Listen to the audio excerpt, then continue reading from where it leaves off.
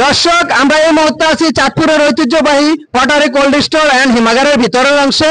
এখানে অনেকজন ব্যাপারী আছে, কৃষক আছে। আমরা ওনাদের মনের যে কষ্টটা, ওনার দুঃখটা, ওনাদের যে এই বছর যে আলু বিক্রি করতে না পারে ওনারা কতটা বিপাকে আছে, কতটা বিপদে আছে আমরা জানতে চাইতেছি। আসুন আমরা জানার চেষ্টা করি। ভাই কেমন আছেন? ভাই আছি ভাই, না বলে বাচ্চা আছি ভাই।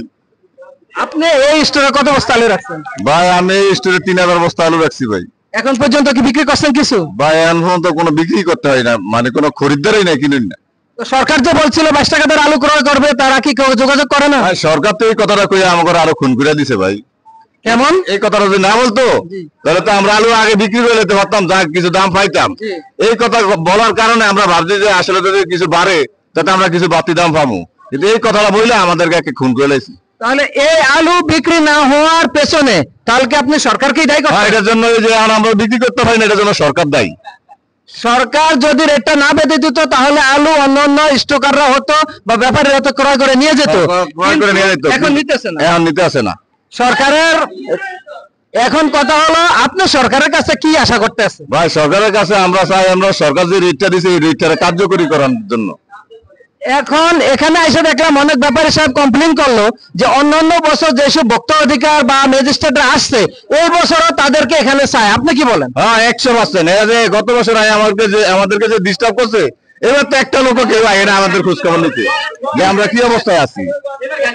এটা তো সবসময় জানে, কৃষকের যখন ভালো হয় তখন সবার দৃষ্টি পড়ে যায়। এখন কৃষক যে বিপদে আছে বা সমস্যায় আছে এই ব্যাপারটা কেউ দেখতেছে না। তো এখন এই ব্যাপারে আপনি কিছু বলেন? ভাই এই ব্যাপারে আমরা আর কি বলবো।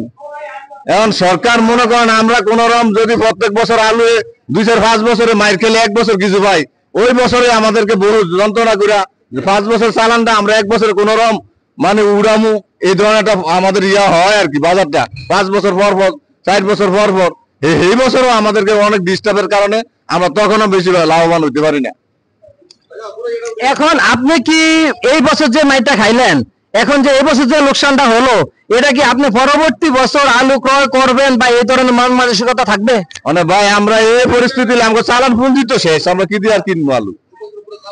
যে আলু কিনছি 90,000, 80,000, 1 লাখ টাকা দিয়া, এই আলু আজকের বাজারে 1 বস্তা দাম বলে 60 টাকা 70 টাকা, মানে 100 বস্তা দাম বলে 8,000, 7,000, 10,000, এই রূপে কোনো আলু নাই। আসলে ব্যাপারটা হলো, আপনারা একজন ব্যাপারীর মুখ থেকে শুনলেন তারা কতটা অসহায়ত্ব বোধ করতেছে যে 3000 বস্তা আলুর মূল্য কত। 3000 বস্তার আলুর বাজার দর যখন ক্রয় করেছিল তখন প্রায় 33 লক্ষ টাকা। তো এই 33 লক্ষ টাকার আলু এখন বিক্রি করতে পারতেছে না 2 লক্ষ টাকা, তাহলে এই 1 লাখ টাকাও বিক্রি করতে পারতেছে না। তাই বাকি এই যে লোকসান, আদৌ কি ভবিষ্যতে এই ধরনের ব্যাপারীদেরকে আর দাঁড় করানো যাবে? এটা কি সরকার, আসলে ব্যাপার হলো নির্বাচিত সরকার থাকুক আর অনির্বাচিত সরকার থাকুক সেটা কৃষক দেখার বিষয় না। কৃষক দেখার বিষয় হলো পরিচালনা। সরকার যেইভাবে পরিচালনা করতেছে এইভাবে কৃষকও বাঁচবে না, ব্যাপারীও বাঁচবে না, হিমাগার কর্তৃপক্ষও বাঁচবে না। তো আমি আশা করি বা এরা সবাই আশা করতেছে সরকার এদিকে দৃষ্টি দেবে এবং এদেরকে বাঁচানোর জন্য হলে যেই দামে ঘোষণা দিয়েছিল সরকার, ওই রেট অনুযায়ী সরকার ক্রয় করে হলেও এদেরকে বাঁচানোর চেষ্টা করবে। এটাই আমার কথা, এটাই শেষ কথা। আর ওনার কাছে ফাইনালি কথাটা জানতে চাই, আপনার ফাইনাল কথা কি, সরকারের কাছে কি আশা করেন? ভাই আমাকে সরকারের কাছে অনুরোধ, সরকার যদি আলুটা ক্রয় করে টিসিবির মাধ্যমে কিছু আলু নিয়ে দিত তাহলে হয়তো বাজারটা কিছু উঠতো আর কি। যদি টিসিবির মাধ্যমে কিনে নিয়ে গরিব মানুষের যেমন আপনার বিক্রি করে টিসিবির মাল বা রিলিফে দেয় না, এইভাবে কিনা নিয়ে রিলিফের মাধ্যমে দিলে হয়তোবা আমরা কিছু বাঁচতে পারতাম আর।